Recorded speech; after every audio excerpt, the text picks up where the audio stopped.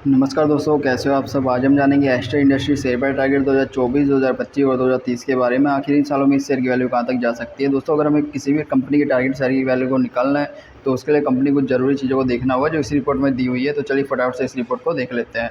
तो देखिए, सबसे पहले यहाँ पे दिया हुआ है कंपनी की प्रोफाइल। जो कंपनी की जर्नल चीज़ें होती है वो सब आपको यहाँ पे देखने मिल जाएगी।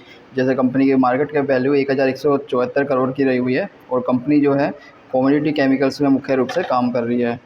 आगे रिपोर्ट देखने से पहले हम ये भी जान लेते हैं भाई कंपनी आखिर कौन कौन से सेक्टर में प्रोडक्ट्स को बना रही है और कंपनी का जो रेवेन्यू सोर्स है वो कौन कौन से रहे हुए हैं, इसकी एक शॉर्ट जानकारी ले लेते हैं। तो दोस्तों, जो कंपनी का प्लांट है उत्तराखंड के उधमपुर में रहा हुआ है। कंपनी के द्वारा मुख्य रूप से पॉलिस्टर फिल्म्स और स्पेशलिटी पॉलीमर्स में काम किया जाता है और इस सेक्टर में काफ़ी ज़्यादा डिमांड भी बढ़ती हुई देखी जा सकती है, क्योंकि प्लास्टिक को बैन करने के बाद इसके अल्टरनेटिव की काफ़ी ज़्यादा डिमांड बढ़ रही है।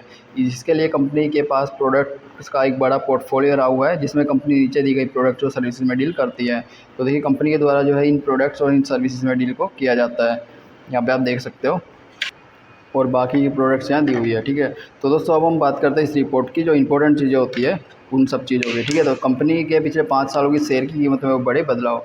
तो अभी हम ये देखते हैं भाई कंपनी के पिछले 5 सालों में शेयर में क्या बदलाव हुआ है। तो 13 मई 2019 को देखें तो कंपनी के शेयर की वैल्यू 32 रुपये के आसपास ट्रेड किया करती थी। और अगर 5 सालों के बाद 6 मई 2024 को देखें तो कंपनी के शेयर की वैल्यू 118 रुपये के आसपास ट्रेड करती है और ये मैक्सिमम गई है 190 तक। यानी कंपनी ने पिछले 5 सालों में कंपनी के शेयर की वैल्यू 32 रुपये से 190 तक गई है। तो कंपनी ने पिछले 5 साल में लगभग 5 गुना का रिटर्न अपने निवेशकों को दिया है, जो कि एक अच्छा रिटर्न कहा जा सकता है। तो इसके लिए हम इसको एक प्लस पॉइंट देंगे। यहाँ पे हमने एक वाइट बोर्ड को रखा है जहाँ पे हम प्लस पॉइंट और माइनस पॉइंट को ऐड करते हैं। तो यहाँ पे हमने एक प्लस पॉइंट दे दिया क्योंकि कंपनी ने पिछले 5 सालों में अच्छा रिटर्न दिया है। उसके बाद हम देखते हैं कंपनी की फाइनेंशियल रिपोर्ट। तो अगर हम 2019 में देखें तो कंपनी के द्वारा 1033 करोड़ का रेवेन्यू बनाया जाता था और 31 करोड़ की नेट इनकम बनती थी। और अगर 5 सालों के बाद देखें 2023 में तो कंपनी के रेवेन्यू 1033 करोड़ से बढ़ के हो गया है 1251 करोड़ और नेट इनकम कंपनी की 31 करोड़ से बढ़ के हो गई 136 करोड़। तो देखिए, इसमें कितनी अच्छी बढ़ोतरी देखने मिली है। कंपनी जो है फाइनेंशियल रूप से लगातार ऊपर जाती हुई देखी जा सकती है और लगातार स्ट्रॉन्ग भी हो रही है। ठीक है, तो इसको भी हमने एक प्लस पॉइंट दे दिया है। उसके बाद हम देखते हैं कंपनी की संपत्ति में हुए फेरफार। तो दोस्तों, अगर हम 2019 में देखें तो कंपनी के पास 665 करोड़ की संपत्ति हुआ करती थी और अगर 5 सालों के बाद देखें तो कंपनी की संपत्ति 665 करोड़ से बढ़ के हो गई है 1714 करोड़। ठीक है, मतलब कंपनी की संपत्ति जो है वो भी लगातार बढ़ रही है।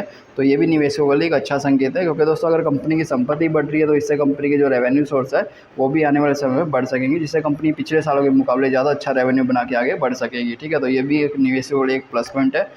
अब उसके बाद है कंपनी के द्वारा दिया गया डिविडेंड। तो अभी हमें ये भी देखना होगा भाई कंपनी ने निवेशकों को किस प्रकार से डिविडेंड का लाभ दे भी पा रही है नहीं। तो 2023 में कंपनी ने डिविडेंड दिया, 22 में दिया, 21 में 2 बार दिया और 20 में दिया।